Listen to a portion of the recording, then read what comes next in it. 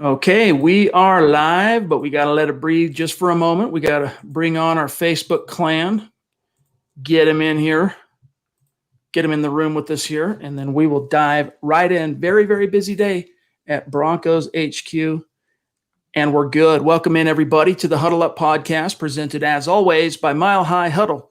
I'm your host, Chad Jensen. With me, my partner in crime, who you know, who you love. He is the deputy editor of milehighhuddle.com, and my fellow football priest. He is Zack Kelberman. Zack, today was quite a momentous day, and it started first off the bat. We got to just get this out of the way and exercise these demons with the Denver Broncos rescinding the RFA tender, which was the original round tender on Phillip Lindsay, so that he could be 100% unrestricted, free to take whatever deal he wanted out there in the NFL. But it guaranteed, Zack, with a big capital G, Phillip Lindsay's gone.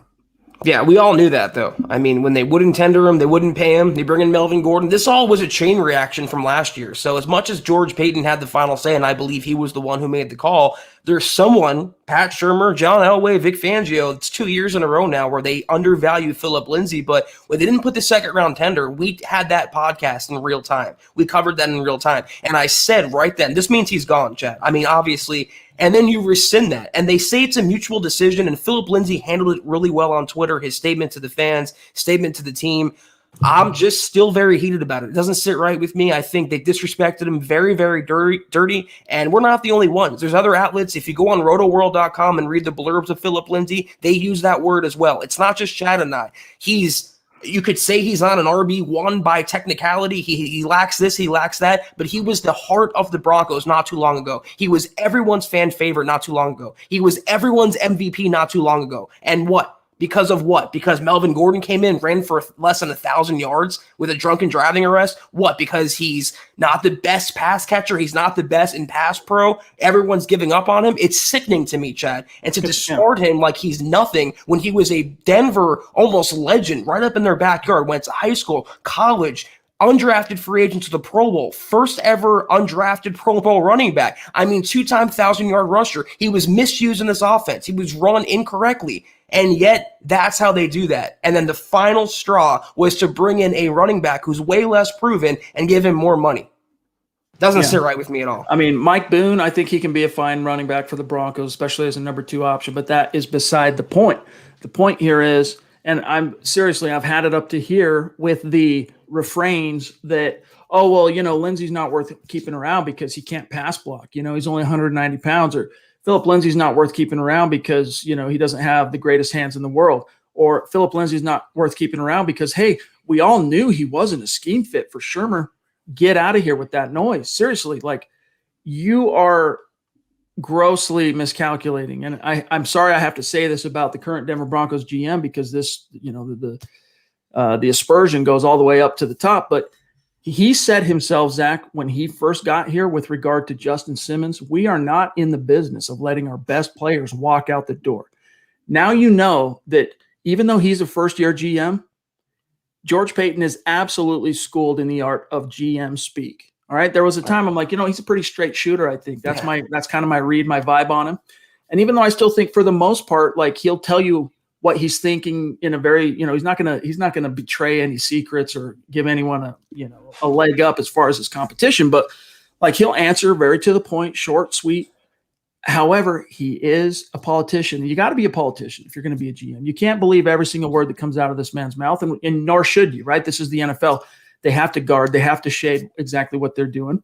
But if you're in the business, and it turns out you are, George, in the business of letting your best players walk out the door, because I'm sorry to tell you, for those of you who are sleeping on this reality, Phillip Lindsay was, it pains me to have to use the past tense here, Zack, was one of your best players. In fact, I would argue he was one of your 2 best offensive players behind only Cortland Sutton. First of all, I'm not in any mood tonight to deal with the backlash. You guys can disagree with me all you want. I see all these pushback comments, like from Ruben here. you guys need to relax. First of all, Ruben, I will not relax. This is my podcast, and I will go off when I want to, but he wasn't that damn good. You guys are crazy. He can't block. He can't catch. He's too small. Well, listen, he hasn't changed since 2018 when the Broncos picked him up. Why was it okay then? Why were all the fans willing to look past his dalliances then, Chad? Him being too small, him not being able to pass protect or catch. He was fine then. He was a spark plug of this team. And going into 2019, everyone was talking about, oh, is this the next, Terrell Davis? Is this the next long-term running back? Give Phillip Lindsay an extension. Let's get him locked down now. Now he's being discarded because of what? Because the Broncos are siding with Pat Shurmur and Melvin Gordon, two men who probably won't be here this time next year. But yet you could discard one of your homegrown players, and yet you're still playing footsie with another one in Justin Simmons. It all adds up, Chad, to me. And I don't like the fact they're pushing him out the door. For what tangible reason? He doesn't help the offense. The injury concerns, that's a lie. He's played in way more games than people want to give him credit for. I think he's missed like 4 games as a pro, 4 or 5 games.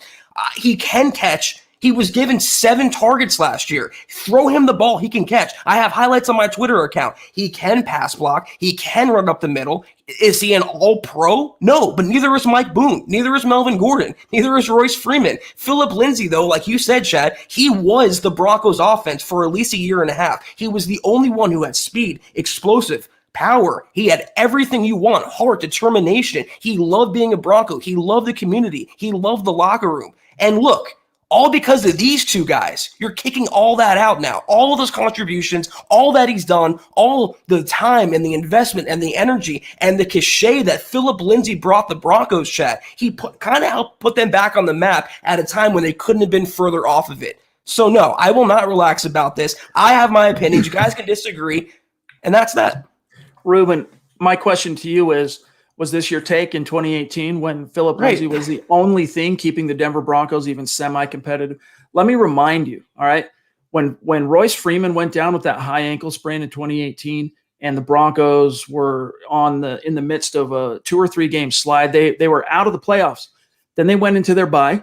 Then they came out of the bye with Phillip Lindsay as the starting running back. He proceeded to rip off 3 consecutive 100-yard rushing games. They won 3 in a row, battled back into the playoff race, only to then crumble down the stretch. It was the last stand of Vance Joseph. We know how that story ended. Were you, Ruben, telling this story then? Or even in 2019 when the offensive coordinator was completely uninspired, and initially anyway, and he started to kind of get a groove, Rich Scangarello. But for Phillip Lindsay, he was the battering ram. Your 5'8", 5'9", 190-pound running back had to serve as the battering ram. He was the inside zone, outside zone. I mean, constant, he was the bell count. And he didn't have as many explosive plays as a result because he had to be the workhorse. So the idea was to have Phillip Lindsay, basically take some of the load off him, with whether it's from a guy like Melvin Gordon or Royce Freeman. Hey, pump the brakes on him having to touch the ball 15 to 25 times a game and just let him, quality, not quantity per se.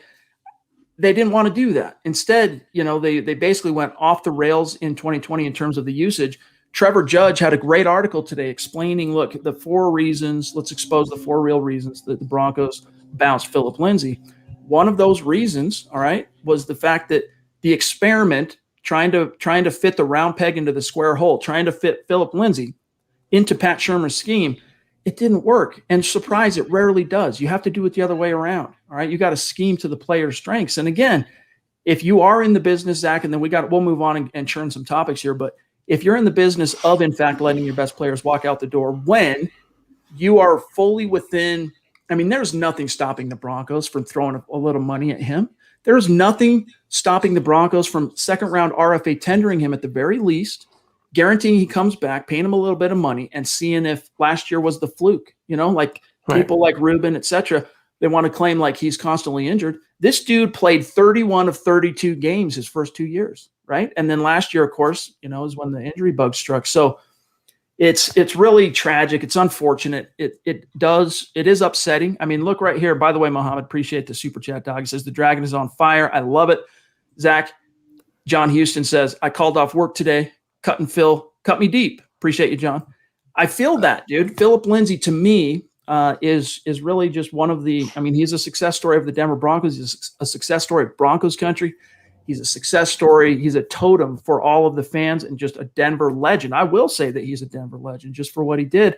And I'm sorry, guys, because we talk about this. It's about the team. It's not about the player. We do mean that. But they did Phillip Lindsay, one of their own, dirty. That's the bottom line.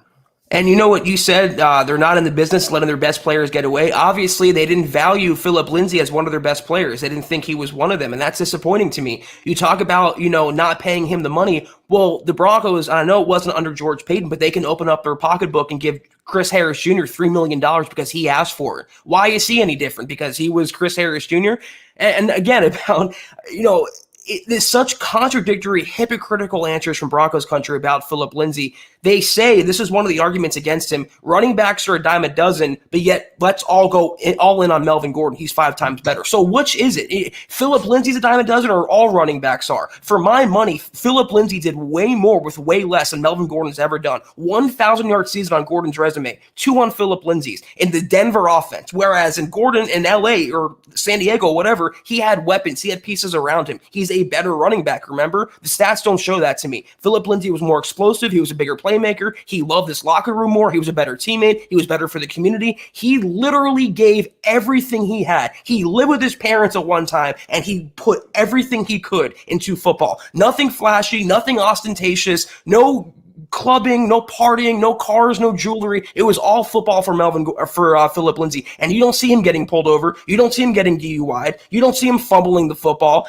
It's so maddening to me that it's the same thing like Demaryius Thomas. What happened when they drafted Cortland Sutton? Get rid of DT. We don't need him anymore. They can move on. Same thing that happened when Deshaun Watson became available and the Lock supporters out there were like, Lock and go. We don't need him anymore. Move on. He's trash. It's this fickle nature of the fan base, Chad. It's like, are you a fan of the player? Or are you a fan of the team? I really wonder. Well, in the case of Broncos country, I'll give fans, of course, the benefit of the doubt. I think the majority of fans were shocked and disappointed to see what happened this morning. But one thing I'll say is when it comes to being a fan, I mean, look, it's disappointing. It sucks, but you got to move on, right? It's back to, Lindsay's going to move on. The Broncos are going to move on. Eventually the sting of this is going to subside and fade. But right now it really does. It does sting. All right. And we're going to go through it. We got so many topics to get to tonight. First of all, this is the Mile High Mailbag episode where we take a peek inside to see what's on your mind, because we are your football priests. Each and every week, we're here to offer you that absolution and answers to your burning Broncos questions. And while we're doing that, Zach, it was a hopping day with regard to Bronco news. Not only did it start with the Phillip Lindsay slobber knocker, but we had the press conferences, the free agent press conferences today at 4 p.m. local time. George Paton said 4 or 5 very noteworthy things that were newsworthy that we're going to get to. Plus, there's the Kyle Fuller news we're going to get to. First, though, we do have to say thank you to the presenting sponsor of tonight's live stream podcast. We're going to keep it quick. Manscaped. Gang, embrace the new year, new me mindset. Take your male grooming to a whole other level, and you will see it trickle down into so many different benefits that you didn't even realize were there for you. Manscaped is the best in men's below-the-belt grooming. They've helped over 2 million men around the world elevate their game, stay cool, stay clean, stay groomed. And if you have kind of put it off a little, or you let yourself go a little bit in quarantine, Manscaped is here to help you get back on track. And there's so many different tools. You hear us talking about it with the weed whacker, with the lawnmower. Those are cool, and those are definitely the piece de la resistance. But there are so many different accoutrements. Zach, drop some knowledge on them. Yeah, the Broncos might have done Phillip Lindsay dirty, but Manscaped will keep you clean always. And I love the products, Chad. You talk about the crop mop all the time, the wipes that you can use all over your body. Men know what I'm talking about when I say that you need it in certain spots. Things get sticky, things get messy. It's not a great situation sometimes. Now the weather's warming up, and Manscaped, you look good, you feel good, you even sound better. I mean, you just feel better overall from the inside out. I use this again. I will keep demonstrating this until I run out of battery. It's been literally 2.5 weeks. I use this quite often because my facial hair does grow back pretty fast. Manscaped keeps you clean, looking good, feeling good. It's affordable, it's ergonomic. I urge anyone out there to try Manscaped. All right, guys, you heard it. Elevate your game, take it to a whole other level. Go to manscaped.com, and if you use our code, as you can see on the screen here, Huddle, you'll get 20% off plus free shipping, and your boys downstairs, they're going to thank you. That's right. Get 20% off and free shipping with the code Huddle at manscaped.com. That's 20% off with free shipping at manscaped.com and use the code Huddle. All right, guys, just a couple of quick matters of business, I promise, and we're diving right back in. Follow the podcast on Twitter at Huddle Up Pod, and then while you're at it, the main account at Mile High Huddle. My partner, as you can see on the screen here, Zack Kelberman at Kelberman NFL, myself at Chad and Jensen, and our great producer, Buana Beast, that does so much behind the scenes while we're live, does so much behind the scenes when we're not live. Follow him on Twitter as well, at John K. MHH. Also, the podcast page on Facebook continues to grow. We appreciate each and every one of you that have flocked over there, both liked and followed the page. At the end of tonight's show, we are going to announce the latest winner of the randomly selected giveaway. As long as you're liking and following the page, you are entered into those weekly giveaways. We'll announce that at the end of tonight's show, but it's simple. Open up Facebook, search Huddle Up Podcast, daily Denver Broncos coverage. You'll find it. Just search Huddle Up Podcast. You'll find it. Check out the merch store when you get a minute. Get your swag on at huddleuppod.com. Get a hat, get a t-shirt, mug, face mask, tank tops as it's starting to warm up a little bit around the country. Little something for everybody, and it's just another way to support what we're doing here at MHH. And you've heard us talk about this a lot recently, but we recently brought on a great graphics and design guy, and he has been furiously cranking out designs. Very, very soon, they're going to be showing up on the merch store, and it's not just going to be MHH-oriented designs like we've done up to this point, little MHH cultural things, right? But also things tied to the Denver Broncos. So go over there and keep an eye on that stuff. And then also, this is our last podcast for Zack and I this week, but make sure you become a supporter on Facebook, facebook.com/Mile High Huddle. Click that big blue button because Saturday you get the Trickle Zone at noon Mountain Time, deep diving on some NFL draft stuff that you are not going to want to miss. Believe that. And then on Sunday, of course, the 11th episode, I believe, Zack, of Kelberman's Corner, hot takes that hold water. It's a little bit different than this flavor here we do on these live form streams. So check that out if you want access to Kelberman's Corner and to MHH's VIP premium video content. And if you're not in a position to do those things, gang, what you're doing right now, listening, watching, downloading already is enough for us. We appreciate it. We value and appreciate each and every one of you. We do ask, though, do these three things. Subscribe, especially if you're on YouTube, Apple, Spotify, wherever you're enjoying the show. Make sure you're subscribed. Click the notifications.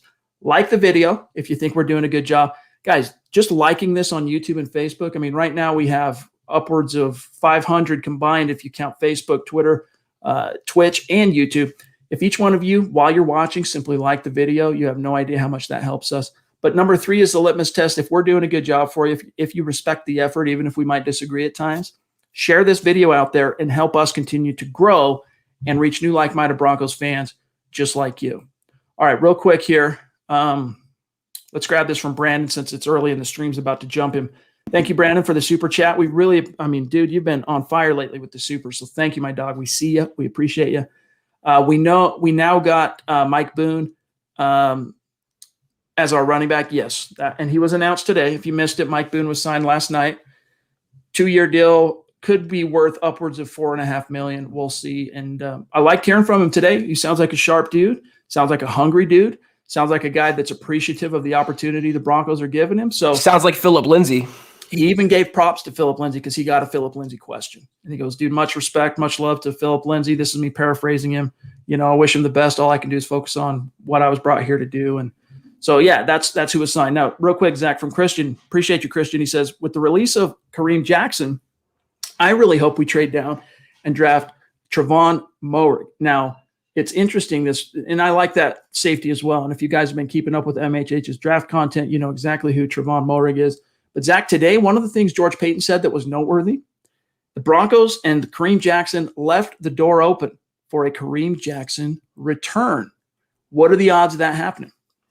I don't think very high. I believe in Kareem Jackson's mind, if he was dug in for his current contract, what he was going to be paid this year, I believe he'd still think to himself, I can get that or comparable to that on the open market. It would take a major concession for him to go back to the Broncos hat in hand for a reduced contract. I don't see that as being likely, but again, that's Peyton being a good general manager and always keeping the door open. Again, I mentioned this plenty of times before. always keeping the Broncos' best leverage and best interest in mind. If they want him back, sure, but I don't think he's going to come groveling back for less than he would have made. Ultimately, I do think the Broncos will fill this position through the draft. They might re-sign like a Will Parks for a short-term contract, but I believe the next starter opposite Simmons will come through the draft.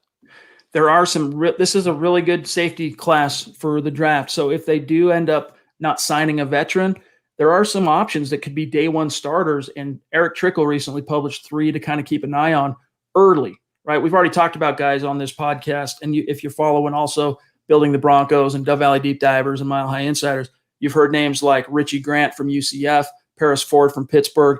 But here's 3 other guys that you really need to keep an eye on, including the guy that Christian just mentioned, Tyree Gillespie of Missouri, Andre Sisco of Syracuse, and Trevon Moring of TCU. So we'll see how that ends up taking shape for your Denver Broncos as we inch a little bit closer to draft time.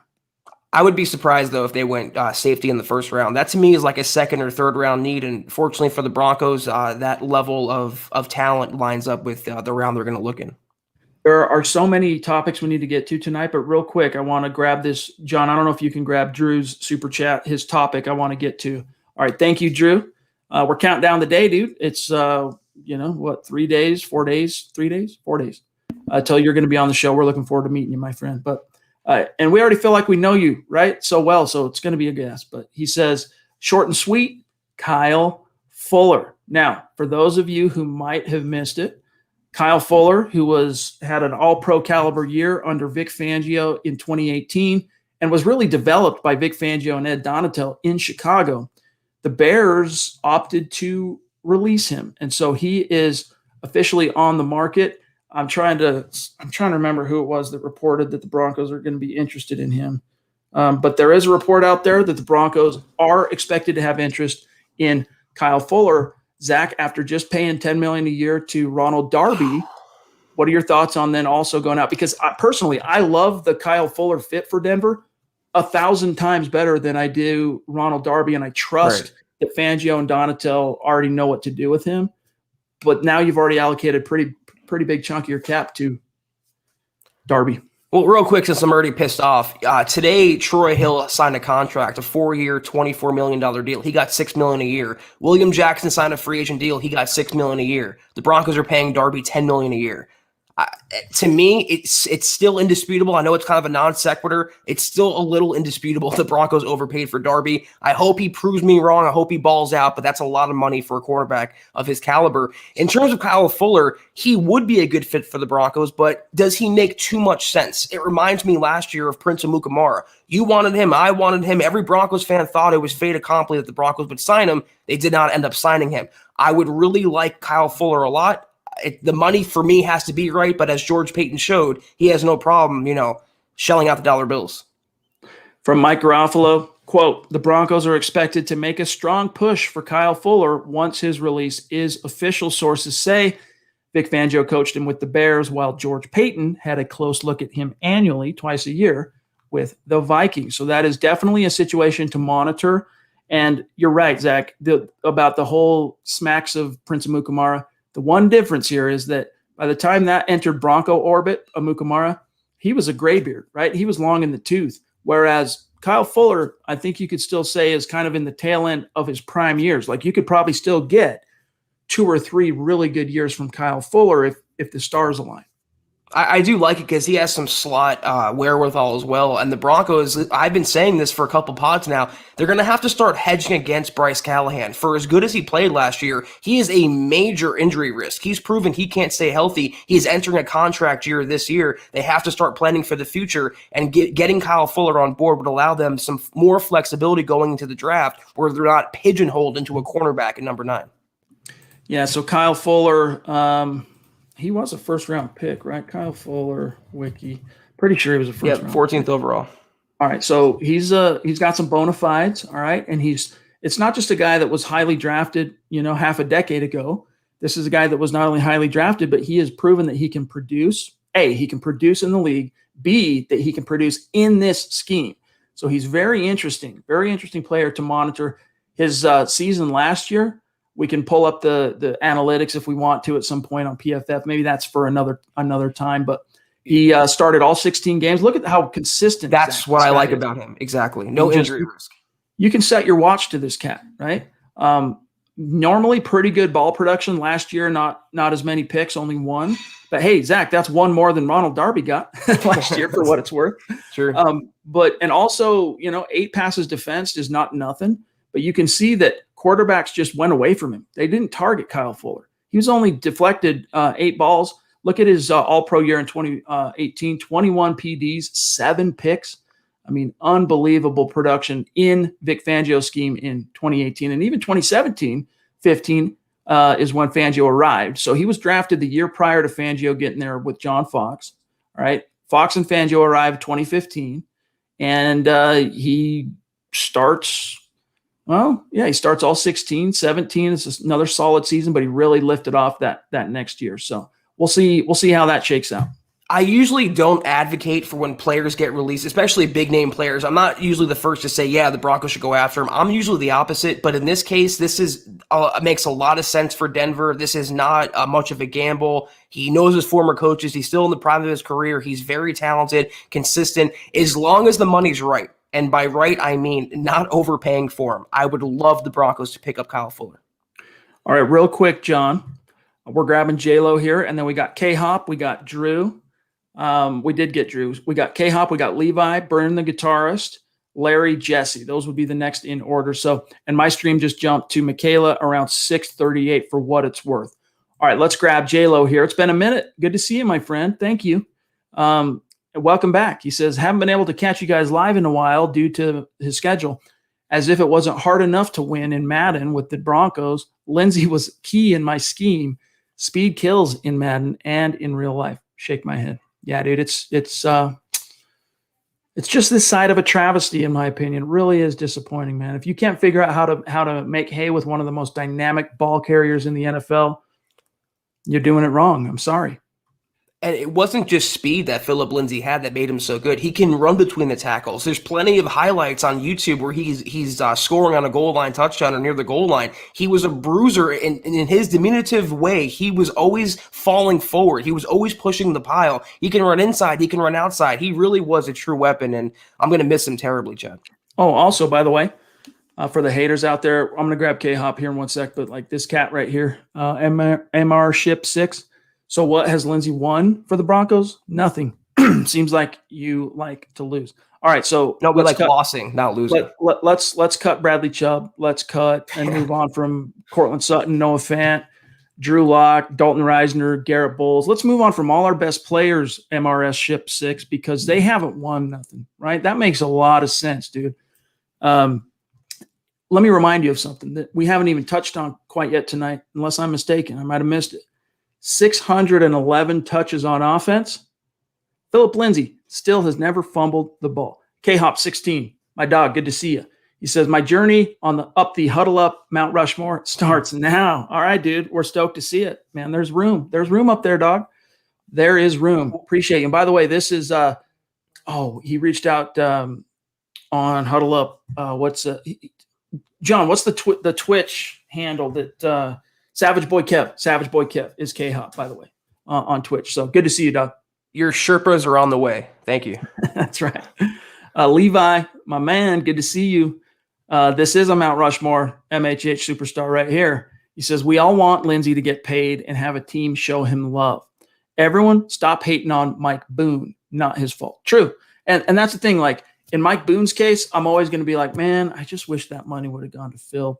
But now that he's a Bronco, Mike Boone, of course, you're gonna hope for the best. You're gonna wish and expect him to succeed. But he's going to be behind Melvin Gordon, and they might, look, Melvin's going to be a free agent after this year, and if the Broncos don't win this year, Shermer's going to be dismissed along with Vic Fangio. I wouldn't be surprised if they draft a running back relatively high this year. There's been a lot of buzz that Peyton likes Najee Harris out of Alabama. This is a pretty solid running back class. Don't be stunned if they use one of their premium round picks. That's 1, 2, and 3, rounds 1, 2, and 3 on a running back. My issue is not with Mike Boone. I'm not going to transfer blame over to him, or it's not his fault that he was signed. He's collecting a paycheck, and rightfully so. My issue is with the Broncos front office and their decision to move on from Phillip Lindsay, but I'm consistent. I'm not hypocritical. I will support Mike Boone like I supported Melvin Gordon. I didn't like the contract, but I wanted him to do well because it meant the Broncos would do well. I supported Joe Flacco back in the day when the Broncos acquired him. Did I think that was the right move? No. Did I think it would blow up? Yes. But I still supported him until he gave me no reason to. So I will support Mike Boone. He's a Bronco now, and I root for the Broncos to do well, not one player. Lorenzo on Facebook, thanks for being with us. Also, Mitch Trubisky signed for $2.5 million, and we can't afford that, but we have Driscoll. Yeah, so in case you guys missed it, the quarterback market dwindled even further today. Trubisky signed with Buffalo, so he's off the market, and I was relieved when that happened because there was a part of me that was like, man, NFC North, that's where Peyton's been. Maybe he likes him a little bit. He'll bring him in because there's a comfortability there. He's scouted him and all that stuff. I'm glad he signed with Buffalo because I think Trubisky is, even though his numbers, like if you look at his box scores, his statistics, he has solid numbers. He's got a pretty healthy 2-to-1 touchdown to interception ratio, and he's won some games, but he's just a guy that when the chips are down, and you need that clutch play, you need the guy to rise up, he comes up small. So I'm happy that he ended up being taken off the board before the Broncos could maybe make a mistake. But in this case, Zach, it doesn't sound like the Broncos, like last night I said, look, there's 3 reasons the Broncos potentially haven't signed a quarterback as the QB market started to dwindle. Either A, they're hoping and expecting Deshaun Watson to fall in their lap. B, they like Drew Lock a heck of a lot more than fans and haters in the national and local media would like you to think.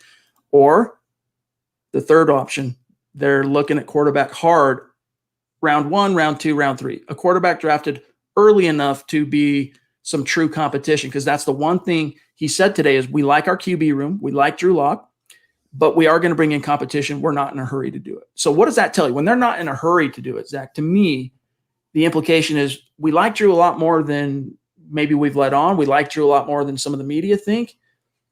And so we're not going to go out there and cruise and rush to grab a quarterback that, we might have to overpay for at this stage to compete or be a backup. Well, first of all, I don't want a quarterback that gets benched for Nick Foles, so I'm really happy that Trubisky's off the board now. But my intimation from Peyton's words there was he doesn't really know what he wants to do yet. I think he's keeping all options open. The Deshaun Watson situation, he's still monitoring. I don't think he's made up his mind, obviously, with over a month to go until the draft, who he's going to take in the first round. And I've been saying that. That's more of a possibility to me is drafting a quarterback if they fall in the first round than trading for Deshaun Watson. I just think he's keeping all his options open. I think that's being a good GM. Nothing is set in stone yet, nor nothing should be on March 18th, Chad. With the draft still upcoming, who knows who's going to get cut.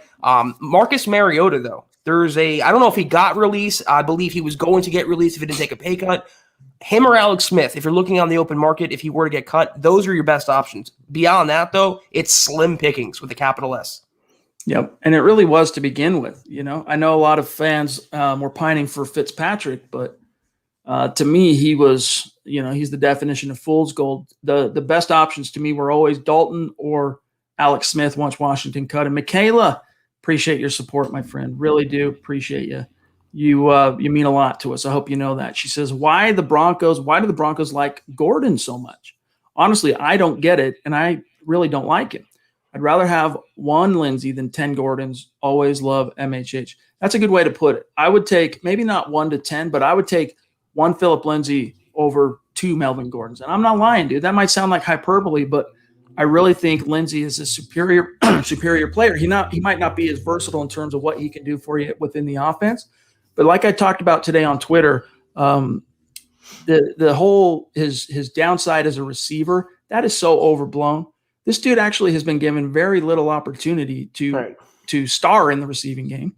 The one thing you can't deny with Phillip Lindsay, no matter how ardent you are as a supporter of Phillip, he is a liability when he has to stay back and pass block on third down just because of his size. You can't get around that. Your speed, your dynamism, your quick twitch, your explosiveness, that's not going to help you as a pass blocker against 250-pound rush linebackers and defensive linemen, and even a blitzing safety coming downhill. It's just not going to help you, right? But that aside, it's still not worth what you just passed up on in terms of what he brings to the table as a running back, as a ball carrier, as just a dynamic threat to take it to the house every time he touches the ball. As much as I can say, look, I like Melvin Gordon. You guys know how we kind of feel about Gordon on this show.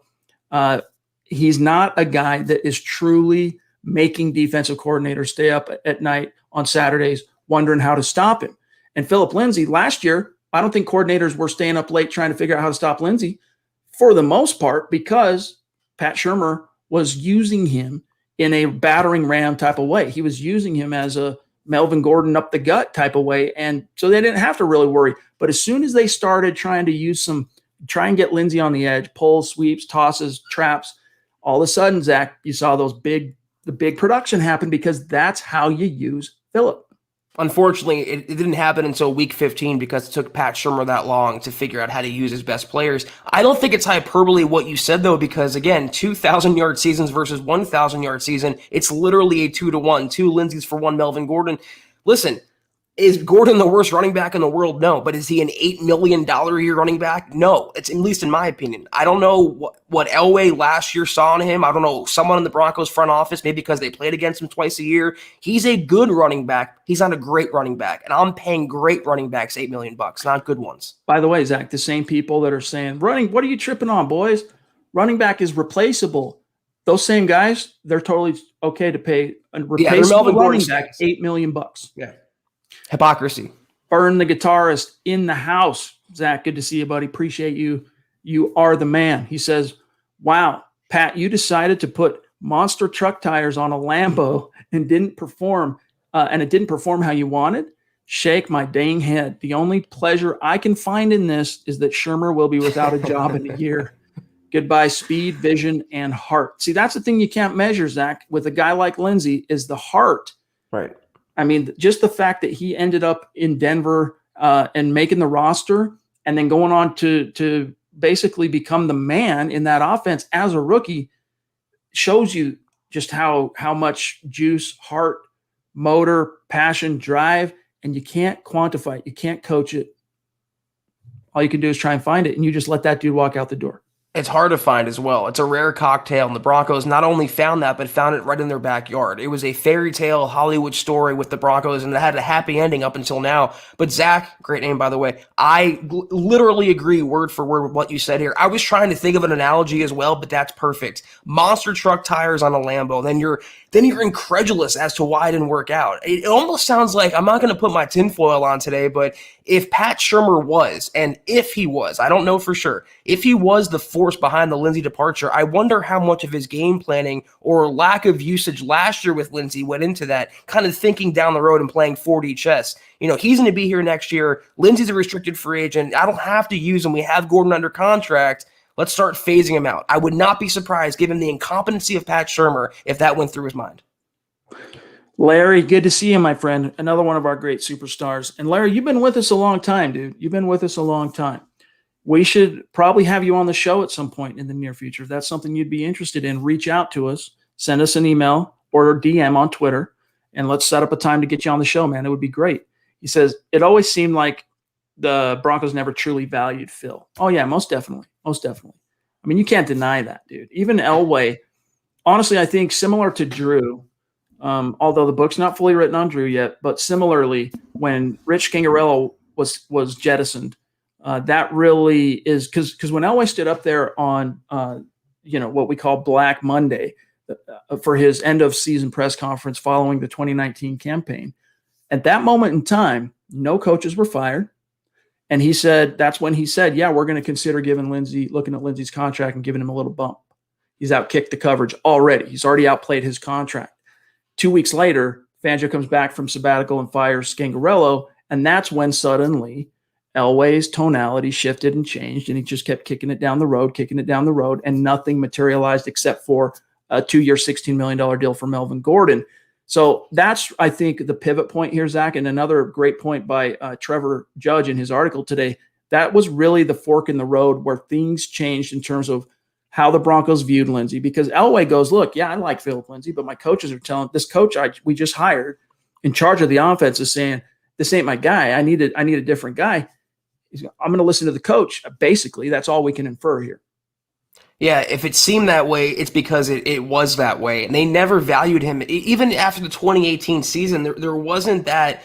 It just didn't seem like coming out of the Broncos front office that long-term support for Phillip Lindsay. They might have seen it as a flash in the pan or a little brief success story they were going to move on from. But if you want a guy bad enough, and this goes in any facet of life, if you want something or someone bad enough, you will find a way to make it happen. They found a way to keep Chris Harris Jr. happy a couple years ago, gave him $3 million. $3 million was more than Phillip Lindsay has made his entire career through 3 years. But they gave that easily to Chris Harris Jr. because he started crying for more money. If you want someone, you'll make it happen. The Broncos, unfortunately and mind-bogglingly, did not want Phillip Lindsay at all.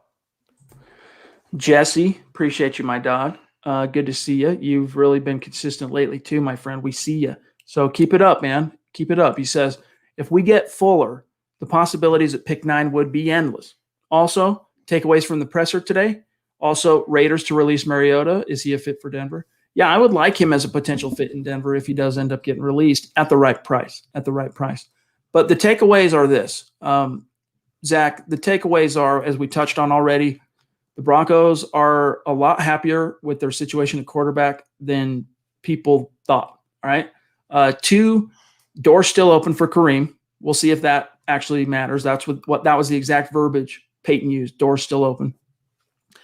3, the whole thing about Phillip Lindsay that we just wanted to, thanks to his contributions to the Broncos and being one of the most popular players and all this, we wanted to respect that and give him the opportunity to fully negotiate, not be restricted in any way, shape, or form. So we rescinded after talking with his agent. Basically, that's what Lindsay wanted.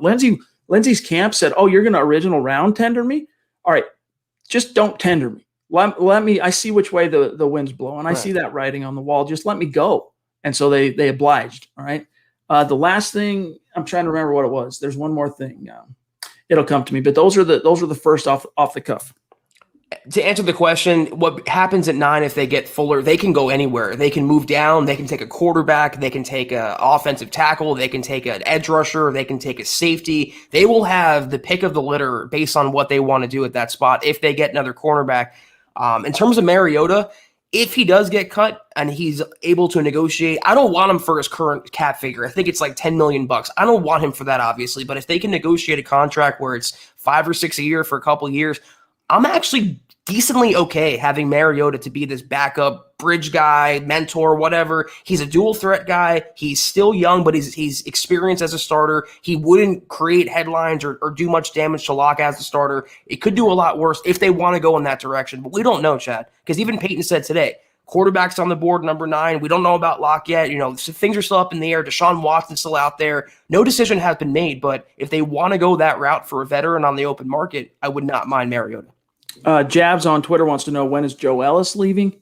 All we can say is that he kind of vaguely pointed towards spring of 2022 when he expects the court cases and the lawsuits that are currently going on to be concluded. So Dave Darlington, Cali Dave, no longer in Cali, by the way. Good to see you, bro.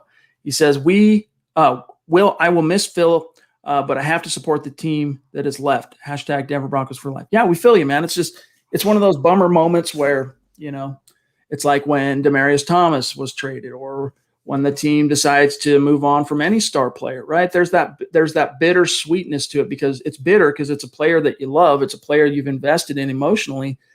And the sweet aspect is, look, I still love my team, and I'm still going to relish and enjoy and savor being a fan of the Denver Broncos. And it just sucks when those moments come. But usually, Zach, they come when a player has kind of outlived his usefulness. And in Lindsay's case, I know some would argue different. I know some would say that he has. I just couldn't beg to differ more. He hasn't been tapped into his usefulness, let alone use it up already. And I want to just point to this comment. Calvin, I will bet you money right now. I will Venmo you if I'm wrong. He will get more than 1.2 on a free agent deal. If Mike Boone got 2.6 guaranteed, do you think Phillip Lindsay's not getting more than that per year? I will bet you right now, Calvin, if he does sign with another team on the open market, which is likely, he'll be more than 1.2 million per year. Just wanted to say that. All right, Naj coming back on here. Good to see you, my friend. He says, and by the way, Naj, if you ever want to come on the show, reach out, send me a message or an email to us at milehighhuddle@gmail.com, and let's set that up. Hey, brothers, a disappointing day. The treatment of Lindsay by the team was sickening. Karma will come back on this, I think. Pat Shurmur failed Locke and Lindsay and is still employed. Peyton thus far has not impressed me. Yeah, it's disappointing. It really is. And I think he's going to live to rue that. Because what are you doing? You're siding with your coordinator, and I get that. But why instead don't you go to the coordinator and say, dude, do you not realize that Phillip Lindsay is one of 8 running backs, I want to say, that have rushed for 2,000 yards or that have 2,000-yard seasons in the last 3 years? There's only 8 backs in the NFL that have rushed for at least 2,000-yard seasons in the last 3 years. Lindsay's one of them. You telling me, Pat, we can't come up with a plan for this guy? You don't have to completely redesign the scheme to make Phillip Lindsay work. What you do is when Lindsay's on the field, you call certain running plays. And I get it. You worry that becomes a tell. You worry that becomes something that is telegraphed and that teams can pick up on. But trust me when I say NFL offensive coordinators, Zach, they should have the propensity, the depth of knowledge, the savviness, the creativity to not telegraph that. To say, look, when Phillip Lindsay was on the field anyway, Zach, teams knew what was happening. It was going to be a run more often than not anyway, right? And he still found ways to produce in 18 and 19. And when he was actually on the field this past season, for what it's worth. You can't tell me, hey, let me sit down with you, Pat. Look, I get it. It's not a great fit for your scheme, but we got to figure out a way to make this work because Phillip Lindsay is a stud. Well, I want to point to you in the direction again of Mr. Darren Sproles. When he was on the field in Philadelphia and New Orleans, did defenses not know what was going to happen? He wasn't coming on for 3rd and goal and 4th and goal, Chad. He was strictly an electric scat back. He had a very long career, a very successful career. He was one of the best small running backs of this generation because the teams that he played for, Andy Reid and Sean Payton, knew how to use him. There is always value for that kind of player. Even if you don't want to use the titles and fit him into a box as an RB1, if you're a coach worth his salt, you will find a way to get a playmaker and a game breaker on the field. And that's exactly what Phillip Lindsay was. To discard him because of a theoretical limitation, which he's proven wrong, is ridiculous to me. Indeed. Do we got Smith Corona, John? If not, I've got one that I can grab here real quick from Christian, unless you've got him. Let me grab Christian. Good to see you, bro. Yeah, your shirt's on the way. It probably about a week till you see it, FYI. He says, Fuller being released, his Vic Fangio connection, and Mike Garofalo said that we will make a big push for him. What is a new contract prediction? All the money if he comes to the Broncos. All the money. Kyle Fuller over the cap. Let's see. I'm trying to remember what he's been playing on a extension, right? He's off his rookie deal. So last year, this year he was scheduled, Zach, to make $13 million as a base salary. So probably somewhere around there would be my guess. And you can fudge the numbers and defer cap hits and do signing bonuses to where that doesn't impact the cap all in 1 year, right? But I would probably guess definitely a couple, 2, 3, 4 million more than what it took to land Ronald Darby. I mean, look at what Shaquille Griffin got, right, from Jacksonville. So I'm thinking probably 13, 14 million, maybe even more, because this is an all-pro, dude. This is a proven guy. I wouldn't go anywhere near that money. I would pay him maybe 10 or 11 a year, and if not, listen, we'll go cornerback in the draft. They can't afford, Chad, to have that much allocation at cornerback with Simmons still playing on his franchise tag and twisting in the wind and toiling in the wind. They have to make a smart business deal. Yes, Kyle Fuller would fit a great position of need. It'd be a great ideal fit considering he knows Fangio, he knows Donatel, he was an all-pro, he's this, he's that. But if they pay $12, $13 million, it's just, I believe, fiscally irresponsible in the same light that Ronald Darby getting $30 million over 3 years was as well. Smith Corona, good to see you, my friend, one of our longtime listeners and superstars in the house. He's not Saquon Barkley, a nice player, and it sucks to see him go, but the overreaction is ridiculous over a number 2 running back. I trust Peyton and wish Phil well. Does that mean Melvin Gordon is Saquon Barkley? I mean, if you're going to put numbers and titles on guys, how is it an overreaction to say what he's done for the Broncos is illegitimate. What he's done in his career so far when given the opportunity. And I saw some comments that pushed back against my Sproles comparison that said Lindsay can't catch. I'm going to find the tweet. I have a legit highlight that I posted before last season of him catching the ball, and not only catching the ball, but making an adjustment on a catch with the ball in the air. He can do it, but when you're given less than 10 targets in a season, what do you expect? Give him the opportunity. I'm pretty sure his hands work. We all catch footballs. We've been doing it since we can literally walk and exist. I'm sure Phillip Lindsay could have done it as well if they gave him the chance. By the way, Smith, all due respect, like define overreaction. All right, like you're saying basically that our reaction is an overreaction. Well, let me tell you why we think it's a bigger deal than you think it's a bigger deal. Because again, dude, you don't let your best players walk out the door. A number 2 running back, look, we all agree running back is a replaceable position. All right, it is. All right, but what does that mean when you stumble upon a true stud? And by the way, I would disagree that he's a 2B. I would definitely disagree with you on that. So what does that mean, though? When you find a true star running back and truly one of the most dynamic ball carriers in the game, that just means that when his contract's up, you just let him hit the bricks. That's just the way it works. Maybe to a point. And that point is when they start showing consistent signs of where they lost some speed, they lost some pop, they lost some twitch, or they're a constant injury concern. In Lindsay's case, yes, last year he battled through multiple injuries. But that was the one outlier. He's only 3 years into his NFL career. That was the 1 year that he had any kind of consistent struggles with the injury bug. And there were also mitigating outlying factors that you can point to, like the lack of an offseason program, the lack of a strength and conditioning program, everything that we've already discussed that similarly applies to Drew Lock in terms of the limitations last year applied to Phillip Lindsay. So I don't think it's an overreaction to say and question vehemently and with some emotion and some passion why your team is letting one of its best offensive players, one of its most explosive, productive, dominant offensive players. Guys, we're talking about an offense that is in dire need of production. This is an offense that beggars can't be choosers, my dog. And you let one walk out the door. Not smart. Not smart. Now, 2-3 years down the road, let's say you bring Lindsay back, even just on the RFA tender this year. You just hit him with the round 2, bring him back. He plays on a $3.5 million tender, whatever. And then he shows you again this year, similar health issues as he did last year. Then you can start connecting some dots because he's 5'8" and 190. Then you go, all right, look, yeah, we're going to go ahead and we think the risk outweighs the reward. The juice isn't worth the squeeze. We're going ahead and let him go. As of right now, that's not the case, dude. He had one injury season in an outlier year. You can't hang your hat on that without it blowing up in your face. It's going to come back to haunt the Broncos, unfortunately. Yeah, and I see some trolls in the comments that say Lindsay's catch, what I'm talking about, is an outlier, which is so ridiculous, but I'm not going to take credit. Chad, like someone else pointed out, Phillip Lindsay's first catch in the NFL went for a touchdown. Yeah. So, period. First catch, his first touchdown was a reception for what it's worth. Dennis, good to see you, brother. Appreciate you, my friend. He says the only reason Lindsay didn't have a particularly good year last year is not because of his effort. It's because Shermer didn't design plays that took advantage of his skills. Hashtag DB for life. Hashtag state of being. We feel you, dude. We agree.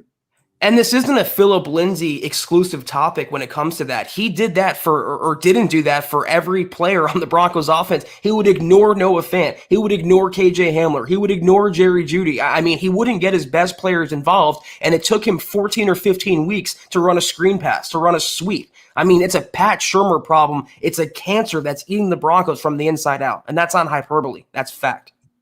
Mr. Westside on YouTube says, who do we draft at 9 if Kyle Fuller gets signed?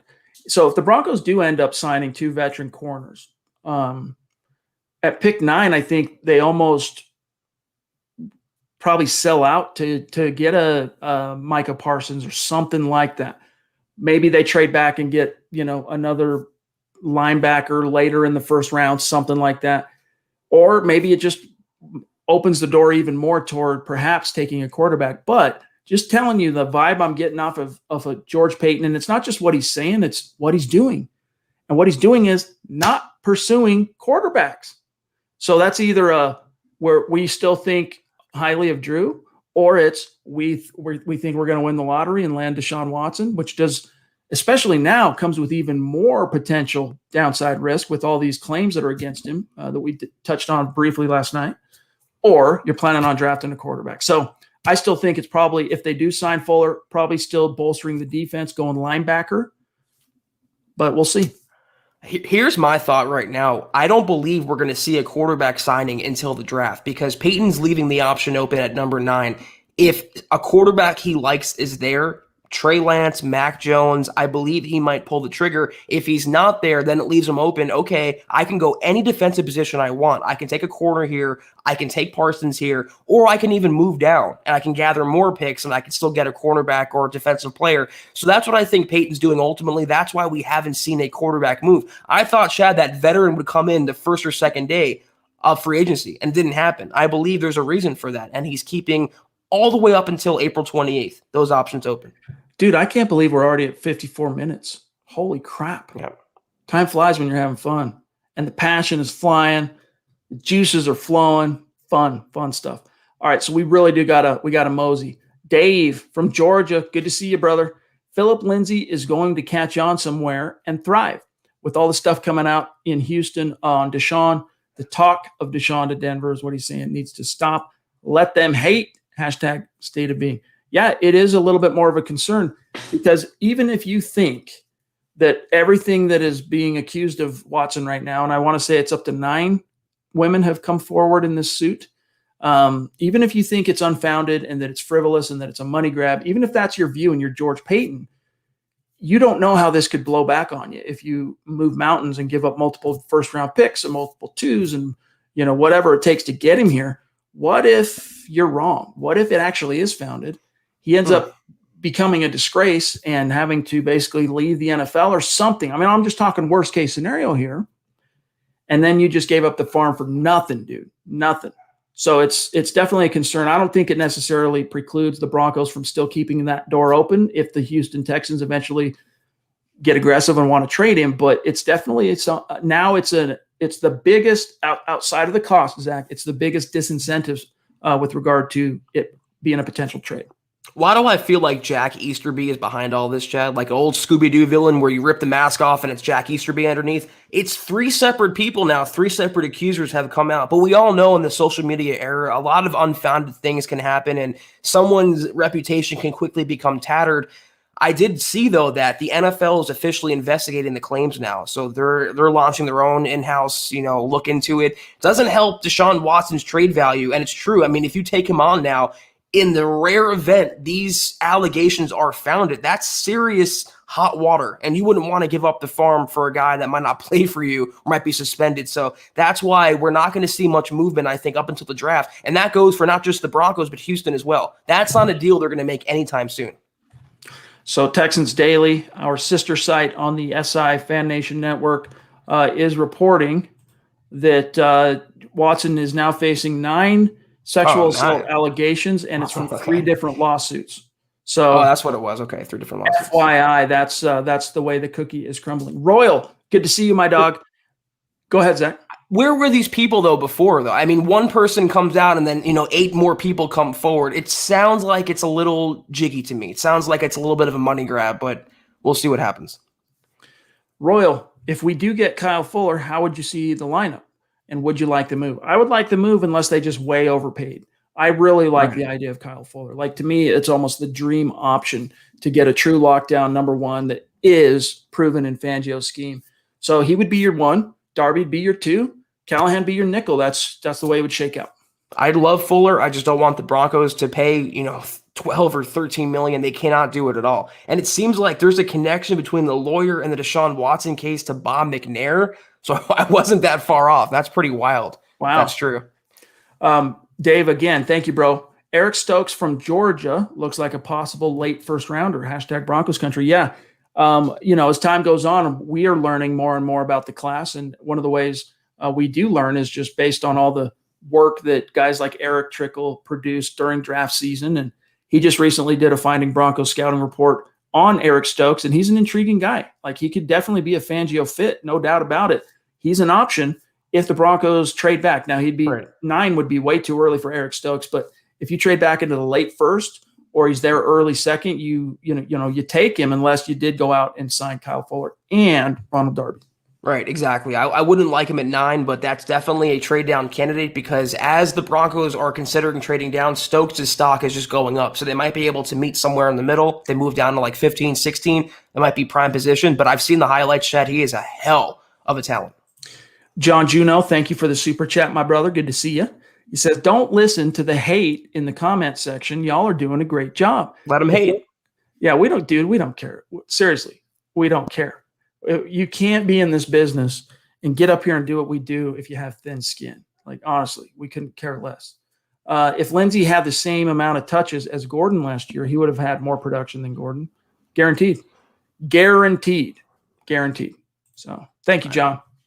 I mean, everyone's celebrating the fact that he came up 10 yards short of a 1,000-yard season. But when CJ Anderson did it, it was, no big deal. It's amazing. He actually went over 1,000 yards. The double standards and to the narratives that people are creating and the reaching they're doing involving Melvin Gordon and Pat Shurmur is literally ludicrous to me. I can't believe it. It's called cognitive dissonance. Andy, thank you for that super chat, my friend. Connect with us on Twitter. He says, thoughts on Mariota as a potential veteran option? It sounds like he might get cut. Keep up the great content, guys. Yeah, we like him he's a solid option. He checks a lot of the boxes that you would look for a experienced fail-safe that's good enough to come in and create a little competitive anxiety for Drew. And he used the C word, Peyton, today, competition. And I think whoever they bring in, whether it's a vet or someone in the draft, it's going to be someone who can offer plausibly a threat to Drew. Because look, it's like, Zach, when you and I first teamed up, right? When we first got crossed each other's paths, there's a little anecdote for you guys here at 1 hour mark. But when we first crossed paths, Mile High Huddle, the network we were on, got purchased by CBS Sports. So we ended up going over to CBS 24/7 Sports. And at the time, 24/7, they had their NFL network. Zack was the beat writer for covering the Broncos for 24/7 Sports. And outside forces brought Zack and I together. Now, different guys maybe wouldn't have found a way to work it out. But initially, when we first got there, I don't know about you, Zack, but I would see you publish 1 or 2 stories. So I go, I got to publish 3 or vice versa. That competitive anxiety, it elevates your game. Doesn't matter what realm you're in the world. If you're a salesman, doesn't matter what football, seriously, competition does raise all ships. So you want to bring in someone that does bring a plausible threat to Drew that, hey, this guy could take my job. And I do think that Mariota could provide that. That's a really good analogy, Chad, and I can personally attest to that. Iron sharpens iron. Doesn't matter if you're playing football, writing, in a band. If you have competition, it's going to make you better. But if you have the character, if you get down on competition, then you're Paxton Lynch. You have to have mental fortitude and mental strength to weather that storm. But in terms of Mariota, I would not mind it. I really, as long as the money's right, and we all understand he'd be coming in to be the strict backup for now. Maybe down the road, if Lock bombs, he could start, but there is a failsafe with him. He has starting experience. He has the draft pedigree. He's a dual threat quarterback, which to me is interesting, Chad, because that's the way the NFL is going. And he showed last year in his Raider spot duty for Derek Carr that he still has some gas left in those tires. He's in that car. He still has some juice left in those legs. And I wouldn't mind if it's not Alex Smith. I would like Mariota a lot more over the other picked over options on the open market, Chad. Yes, indeed. Nevette's on Twitch. Hey, from Twitch, shaking my head on this one. We lost a weapon and brought in a backup running back in free agency. I hate to see it. Hope Phil lands with a team that works with his strengths. Yeah, we'll feel you, dog. We'll feel you on that. All right, let me real quick grab Peter, and then we're going to grab Ren. Peter, thank you, my friend Spider-Man in the house. With great power comes great responsibility. I have a comparison for all, and I will reveal it in my next super chat coming momentarily. We'll be watching for that, dude. We'll get it. Don't worry. Ren99, good to see you, dog. I'm interested in your thoughts on what Denver will do in the draft. It so much depends on the draft, especially at 9. It's going to be so contingent on how the remainder of free agency unfolds. And one thing Peyton made clear today, Zach, they're in no hurry to run out and pay people. They're willing to let the dust settle and sift through, pick up the pieces on the second, third, and even fourth wave of free agency. Because he said, look, we don't got a football game for quite some time, right? No time soon do we have a football game. So it's hard to say, but right now I'm still sticking to corner, linebacker, maybe edge rusher, quarterback. Those are probably the ones they're looking at there at 9 as far as viable, plausible, real options this team could take. And then the last one, because I perfectly agree, would be a trade down. And judging by Peyton's history, I mean, he's teased that a couple times now in his press conferences. Do not be surprised if the Broncos are not picking at number 9 on April 28th. All right, let me just double check. I'm just circling back real quick because I feel like I'm worried we might have missed one. So let me just check here. Let me do a refresh. While we do that, Base Case, good to see you, bro. And Base Case, you want to come on the show? Let us know, my friend. Is it a coincidence Skangs, Shermer, and Vance Joseph didn't use Phillip Lindsay in the passing game? I trust Peyton's evaluation on running back, considering he drafted. He didn't draft. They had a GM. He was the assistant and a scouting guy. He wasn't his call solely. Let's let that be known. But no, I mean, Broncos running backs weren't used in the passing game. It wasn't just a Phil thing. There were some exceptions to that. I mean, Royce Freeman, as an example, being an exception. The season finale in his rookie year, so Phillip Lindsay injures the wrist at the end of the Raiders game in week 16. They end up just putting him on IR. And so Royce gets the start in the season finale that year. And he ends up going off as a receiver. I mean, he had double-digit receptions in that game. So but that was more of an outlier. If you look at the who was it? So yeah, that was 18 was Musgrave. And then you look at the Scangarello. Neither of those guys really like to throw the ball to the backs. That was just the way that's just their scheme. Shermer is the guy that likes to throw the ball to the running back. That's where it changed. That's what I was going to say. It's like, look at the coaching staffs he's been a part of. Look at the coordinators he's been a part of. And are we really using Vance Joseph as a barometer for talent evaluation? That's the argument against Phillip Lindsay here, because under a Vance coach team, they didn't throw him the ball. Listen, if he signs with another team, they don't throw him the ball, they don't get him involved, they're making a mistake as well. He can do a lot more than this perception that is out there. So we'll just agree to disagree, I guess, Base Case. Gears and Gains and Games Productions. Man, that's a mouthful. GGP, Tri-GP, Triple GP. I don't know. I'll come up with something for you, dog, if you stick around. We just need corners that can tackle in our scheme. Well, that's one of the great things about Darby. That dude does tackle. So you don't have to worry about him, not being willing to come downhill and do run support. He'll stick his nose in the muss and take care of business. And I see some comments that say Kyle Fuller went to Miami. That's Will Fuller, the former Texans wide receiver, not Kyle Fuller. That's Will Fuller. Kyle is still available, thankfully.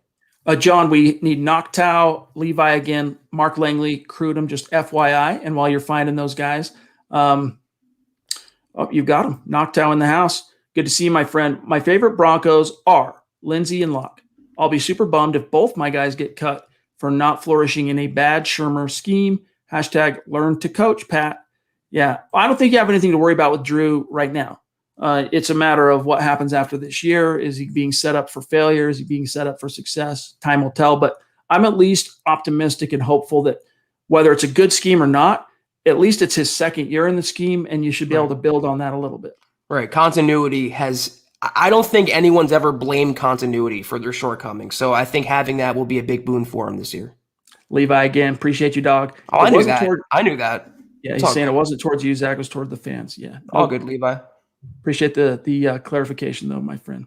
Mark Langley, appreciate you, dog. Good to see you. How are things? We're looking forward to having you back on here in the near future. First catch for a touchdown from Lindsay was from Chad Kelly. Maybe in the preseason. I don't recall for sure. I just know in the regular season in week 1 against Seattle 2018, Case Keenum hits Lindsay down the left sideline, pass, runs it in. He had over 100 yards from scrimmage as an undrafted rookie in his first game as a pro, week 1, 2018. Yeah, that dude can't play. Screw this guy. He's replaceable. Schlub. He's a scrub. He's a jag. What are you guys tripping on? Does anyone still lay awake at night wondering what could have been with Chad Kelly? Is that just me? I don't lay awake, but I still always wonder. Because he had his chance, dude. He was literally 2 weeks away, if that, from VJ having no choice but to pass the baton because Keenum wasn't winning ball games. Writing was on the wall on that pretty early. All right, John, Crudum in the house. Good to see you, my friend. Thank you so much. I know that's 2 nights in a row, and just know we really appreciate it. And keep it up, my friend. You have become a superstar. You're working your way towards Mount Rushmore. And if you'd ever want to come on the show, just reach out to us. We'd be happy to set it up and get a chance to meet you. I know it's not for everybody. Not everybody wants to, but if that's something you'd be interested in, we're happy to share the platform and get to know you a little bit. He says, I'm kind of hoping we draft a young quarterback to come compete. And if Drew fails, he can step in and build early chemistry, and Peyton can start fresh next year. Hey, maybe it wouldn't be the worst thing if Drew did fail. But just remember, it would be about building chemistry, not winning games. Rookies don't win. They just don't, dude. There's a few exceptions to that rule, like Andrew Luck and RG3 in 2012 were two of the most recent examples. So let them hate Robot Doom. Appreciate you. Yeah, and you know what? If I don't believe that George Payton's in the business of saving Fangio's job this year, so whatever he decides, Payton's doing it not with Fangio in mind or Pat Shurmur. I believe he'd be doing it with the Broncos' best interest in mind for the long-term sustainability of the franchise. That's my hope, anyway. All right, we got Sports Crush, and then we really do have to start moseying through because so many of our great superstars in tonight's Mile High Mailbag have been patient. But it's a busy chat tonight. Sports Crush. Good to see you again. I know that's at least the second time this week, so thank you, dog. Switching the subject for a second, I don't want my source to be Mike Florio of NBC Sports / Pro Football Talk, but I'm asking you, what's the latest on the Broncos ownership situation? Keep it up. No news, dude. We don't. The trial got rescheduled for July, I want to say. So there's going to be no movement on that till summer, boys. And girls. So just keep that in mind. It's going to be a while. There will be lawyers, to quote Andrew Brandt. Yeah, so we'll see. All right, Sports Crush to Andy Young, Dakota, Larry, in that order. If you have them, John. If not, you got Andy. Appreciate you. Good to see you, Andy. Thank you. A lot of major homer glasses going around the fandom with this news, acting like we let go a prime Terrell Davis. No, we're not. At all. I think you talk about, everyone talks about us with the hyperbole, us exaggerating. It's you guys doing that. We're not talking about prime Terrell Davis. We've acknowledged what he is. We've acknowledged what he can be. You guys are the one that are making it something it's not. Prime Terrell Davis, that's a little overboard, in my opinion. Yeah. How many 1,000-yard seasons did Terrell Davis have after 3 years? 3? Well, Lindsay not too far behind. He's got 2. For what it's worth, replaceable schlub, right? Dakota, man, thank you, dog. Appreciate that generosity. It's been a minute since we've seen you in the chat, but you return with some power and authority. So thank you, my friend. That seriously means the world to us. You're the man. Thank you. And also great to know that we are connected with you on Twitter. So look for a shout out later this evening. He says, Phillip Lindsay was a lil beast. And that he was, man. Heart of a lion. You can't deny it. Thank you, Dakota. That's so generous in a podcast like tonight where it's a little contentious. We appreciate your support so much, and it's good to see you around. We'd like to see more of you going forward, but blows us away. Thank you. Yeah, no problem, John, on the card. This is working out just perfectly. So if you got Larry again, while you're grabbing him, let me see here. Let me get to the next one. Mark Langley. Yeah, we did grab Mark. We're good on that one. Love you, Mark. Let me see here. Stand by, guys. We just did a jump. Black Knight. I'm gonna grab Black Knight while we're looking. Jeremy, love you, bro. Really appreciate you. You've been on fire this week, dude, and it means a lot to us. He says, "Can we stop the apocalyptic Phillip Lindsay talk, please? I get everyone is not happy, but acting crazy not gonna help. I don't support Gordon after his DUI BS. Only thing that'll fix this team is a hard rebuild."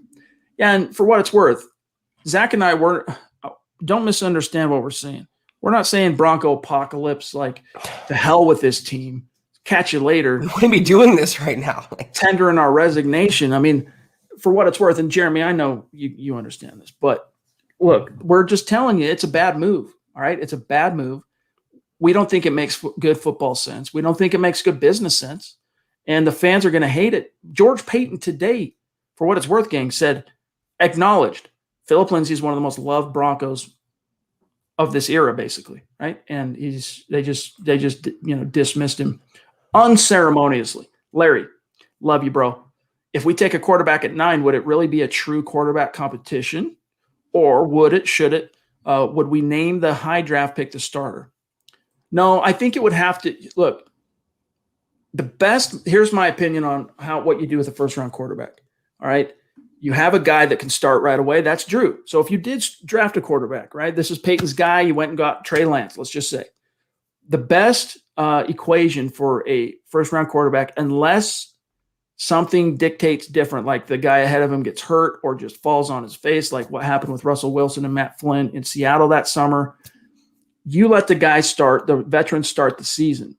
And then as soon as there are some cracks in the veneer, you let the rookie in because it gives them a little time to acclimate, gives them a little time to just kind of swell, grow into that situation, see how things work, be on the sideline, see how the starter's operating. And then when the time is right, when the opportunity knocks, then you put him in and he's got his beak wet at least a little bit. So in this case, yeah, you would roll with Drew. And then if he did fall, if he did, go on a 2-game losing streak, that's when you pull the plug probably and throw in Trey Lance. Yeah, I said this. I made the analogy that it's like what the Eagles did last year. They had Carson Wentz, but they took Jalen Hurts in the second round, and they let Wentz be the starter to open up the season, and he faltered and Hurts came. I can definitely see the same situation playing out if they draft Trey Lance, which is not definitely a probability. It's a possibility, but that's, I think, how it would go.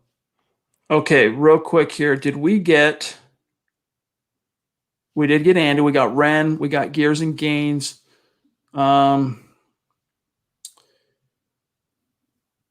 Sports Crush. We got him. Andy got him. Dakota, Larry, Peter.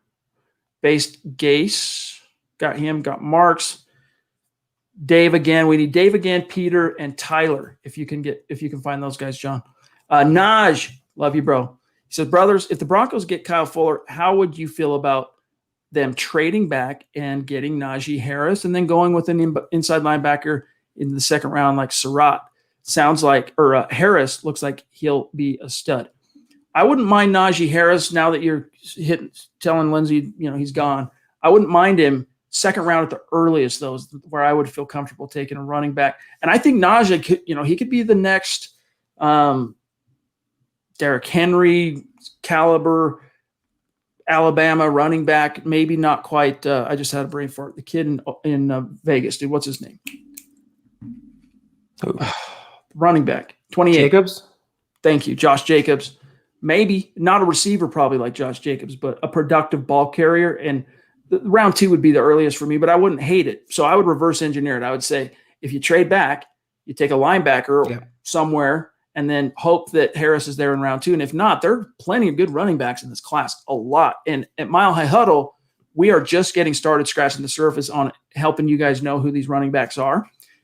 That's why you want to tune into the Trickle Zone on Saturday at noon. Make sure you're a Facebook supporter because Eric's going through the top 10 running backs in this class. You don't want to miss that.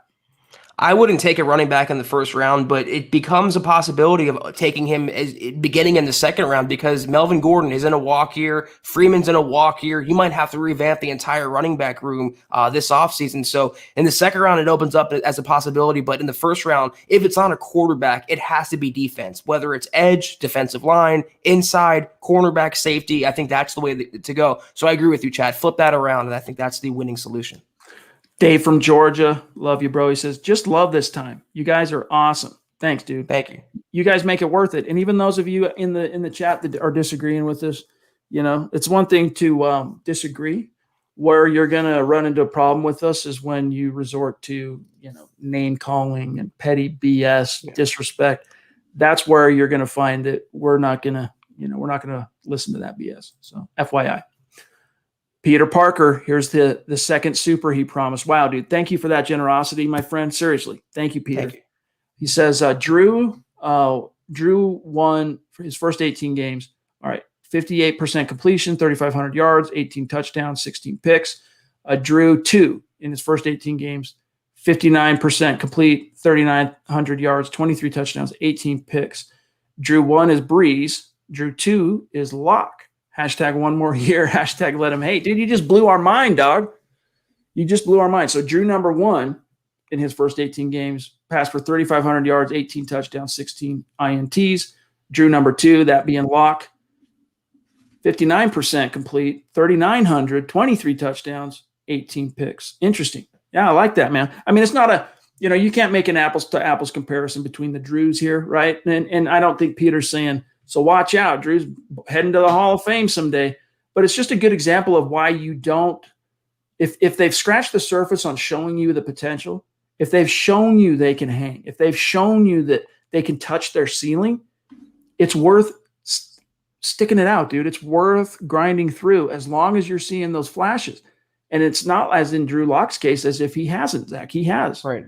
And the same thing, I got a tweet the other day where he was comparing player 1 and player 2. Player 1 was Locke, player 2 was Josh Allen. There's a lot of comparable similarities. I'm not saying that he's gonna be Josh Allen. We're not saying he's gonna be Drew Brees, but at least give him the opportunity. And if he falters, he falters. We'll be the first ones on here to say he wasn't the right guy, but just give him that chance. If you don't acquire a Watson, if you don't get a Trey Lance, I believe Drew Lock would do well this year. But Peter Parker, Chad, he actually donated twice, 25 and 5, he said, for number 30. So we appreciate you, and Phil appreciates you. That's cool.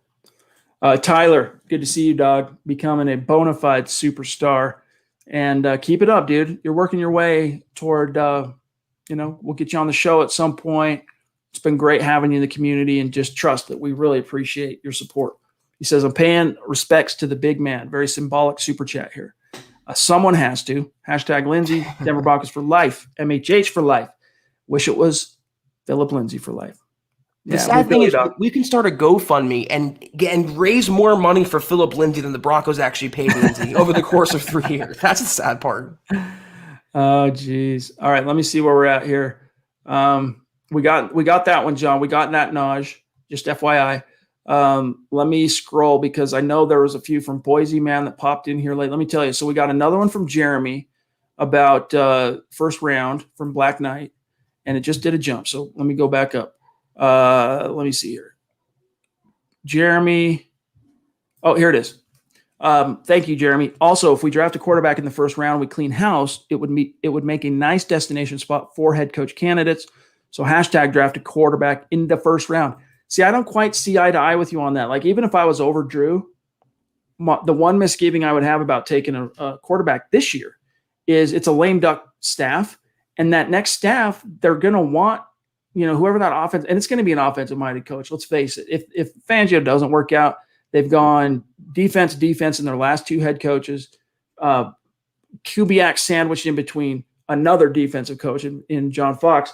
The way the NFL is offense now, it's going to be offense, and that guy's probably going to want to handpick his own cue. And you got to think that Peyton is considering these factors. You got to play the long game here a little bit. Right. So, there are some exceptions, Zach, like we talked about. I think it was last night. Sean McVay coming in a year after Jared Goff was drafted and really kind of salvaging what was shaping up to look like a bust, right? His exposure in the Jeff Fisher seat last season there, you're like, man, I don't know if this dude was all he's cracked up to be. And then McVay came in and turned him around, but it's pretty rare to see that happen, in all honesty. That coach that's the offensive mind, if you draft a Q, they want it to be their handpicked guy that they helped, select. Yeah, plus, the risk factor involved. I mean, are you going to use a number 9 overall pick on Mac Jones? I mean, as good as Trey Lance looked in his pro day, there's a lot of risk factor there as well. So, again, it might be for the long haul to not take a quarterback this year. And when, not if, I believe it's inevitable. I don't see Fangio going 11-5 this year, at its current level, at its current pace. If he gets fired, it's going to be an offensive mind, probably a young offensive mind, hopefully an innovative offensive mind. And like you said, he's going to want his own quarterback. Who that will be is unclear, but I believe that's the way it will go in 2022. Boise, man, good to see you, dog. Appreciate you. It really shouldn't surprise us that a first-year GM doesn't feel loyalty to the inherited roster. True. He's here to build a new culture, not to continue Elway's culture. Give him time to put his vision into place. Yeah, I feel that for the most part. But again, are you what about your culture? If you're George Payton, does Phillip Lindsay not fit into? I'm honestly asking, what would you think? How would he not fit into that culturally? What's up? Good to see you, R. Butler. And then Boise man here. Great show. He says, keep it up, fellas. Appreciate you. Thank you. What are your thoughts to what he said there, Zach? How do you, I mean, you talk about a culture fit beyond this offseason when Lindsay finally spoke up, and I don't blame him after 3 years. He finally spoke up against his usage, but he's been the good soldier all this time. He did whatever was asked of him for not a lot of money, not a lot of shine. Other players came in above, and he still was a team player first. He bled, he sweat, he cried for the Broncos. He gave everything he could. If you talk about a culture builder, again, like Michaela said, I'd love to have 10 Phillip Lindsays. I love to have 22 Phillip Lindsays on the field at all times, Chad. You cannot, like you said also, teach hard. You cannot buy hard. You cannot inherit hard. You have it or you don't. And that's why wherever he goes, whether it's the Niners, whether it's the Ravens, New England, wherever he ends up, that team will be better because they have Phillip Lindsay on it. That's a fact. We got one from Chris P. Thank you, bro. Fuller's wiki page already says he's a Bronco. Can confirm. Look here. Kyle Brandon Fuller is an American football cornerback for the Denver Broncos of the National Football League. That's funny. Someone's hacking into wiki, right? So, and the self-editors there, right? Anyone can get into wiki. Alvin, wow, thanks, bro. Thank you so much. Wow. Seriously. Thank you, Alvin. Wow. It means the world to us. And it's always a better stream when you're in the chat. You know, and that's with or without super. So thank you, dog. Appreciate it. If you ever want to come on the show, reach out because, again, I want to say I remember you kind of entering into the community about the last time we had Brandon Perna on the show last summer sometime. And you've just been very consistent, very supportive. So it'd be great to get to know you a little bit. If you'd like to come on the show, reach out, send us an email, DM me. We'll work it out. But he says the best for Lindsay, the best, meaning he wishes the best for Lindsay. He deserves to go where he is wanted and needed. On to the next running back and move on. But I will laugh at Peyton if Lindsay decides to show up as a Pro Bowler again. Yeah. And you know what? If he does end up in San Fran, KC, maybe not KC, because there's a lot of mouths to feed in KC, right? So if he ends up in like San Fran, New England, trying to think of some other places that would make some sense. Baltimore, Green Bay, and there's Baltimore, a bunch of places. Yes. Put him somewhere with an established O/Q. And he will be that, dude. That's who he is, guys. Trust. And remember when it happens, Alvin said it here, and we are saying it too. How about Arizona? You think Vance is going to, get on the horn and convince his general manager to pick up Phillip Lindsay with Kyler Murray and DeAndre Hopkins? He would ball in that offense. And if he does face the Broncos twice a year, if he joins the Chargers or the Raiders or the Kansas City Chiefs, you can already rest and bet knowing he will stick it to Denver twice a year. He will have extra motivation, not just a chip on his shoulder, a whole bag of Lay's on his shoulders. Bet on that. Indeed. All right, last super chat, and then we got to give some love to Facebook here. Appreciate you, Mark. What's up, my guys? It sucks about Lindsay. Shake my head. Oh, well. On to the Chiefs. Hashtag Huddle Up Pod. Hashtag Hey John. MHH. Hashtag Football Priest. Really appreciate that. Yeah, I mean, I hope it doesn't happen. That would be the worst thing, man. But if he does sign with the Chiefs, that's him really trying to stick it to and turn the knife, so to speak, on the very team that kind of stuck it in his back, so to speak, right? I mean, I would hate to see it, but it wouldn't surprise me. I could see, someone said in the comments, the Saints as well. We talked about Darren Sproles. Sean Payton is so creative and so cutting edge. He would thrive in there as well. Also on that turf in New Orleans, that's a great landing spot for Phillip Lindsay as well. All right, real quick before we dip on out of here, got to tip our cap to our supporters on Facebook that have supported tonight with stars. Shout out to Randy Jones. Shout out to Gary Leeds Palmer. Shout out to Kobe Sir. Shout out to Brad Murdoch. Thank you, guys. Now, Kobe, that's a newer name that we don't recognize as far as stars and being a supporter, so welcome. Thank you. But Randy, Gary, Brad, love you guys. Thank you so much, and we appreciate you. And, guys, we appreciate each and every one of you, including those that disagree with us tonight. Very passionate, very heated debate at times with the chat and amongst us as your host. I hope you guys understand it's nothing but fun for us. It's nothing but another day at the office. We don't take any of this stuff to heart. Emotions are running high right now, including with us. We're not going to lie. Today was an emotional day, and this is a gut reaction type of episode. Okay. So it's all good. All right. We'll see you guys back here on Sunday night, but we definitely hope that in the meantime, you head on over to our Facebook page, Mile High Huddle, and subscribe. We got to announce the winner of this week's giveaway here in just a moment. But become a supporter of Mile High Huddle on our Facebook page, big blue button, and you'll get access to the Trickle Zone on Saturday at noon, top 10 running backs.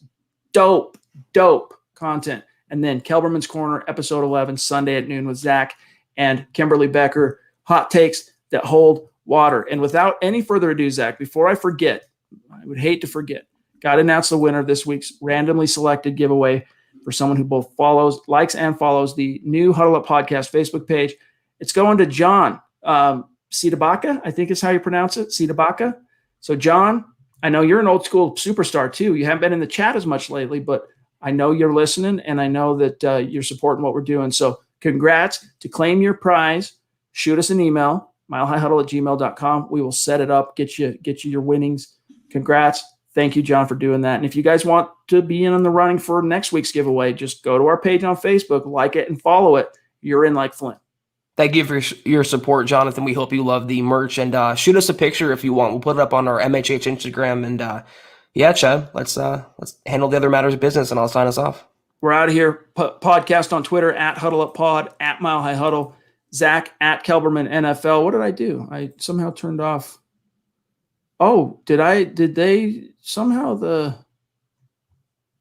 our handles aren't showing up? That's weird. I don't know what the setting. Did I unclick a setting? I don't know. Anyway, oh, here it is at the bottom. This is what happened. Hold up real quick here. All right, at Kelberman. Up. It's on, John. There it is. At Kelberman NFL, at Chad and Jensen. And then John at Buona Beast here, but on Twitter at John K MHH. And as John was trying to so helpfully show you guys, before you dip out, like the video. Very helpful to us. And if you respect the effort, share it out there. I'll see you Sunday night. Zack will see you Sunday at noon for Kelberman's Corner. Zack, have a good weekend, bro. Sign us as off. well. Yes, and for anyone who feels passionate about this topic, hint, anyone who kind of leans toward my side on the topic, I urge you guys to watch KK number 11 Sunday at noon Mountain Time. That is going to be the topic. It's going to be, I think, our best show yet. I cannot wait to come at you with that and see you guys there. Also, the podcast on Sunday night, 6 o'clock Mountain, 8 o'clock Eastern. Everyone, Chad, John, every single person in the chat, even the Phillip Lindsay haters out there, have a great Thursday, a great weekend. We will see you Sunday night. Take care, and as always,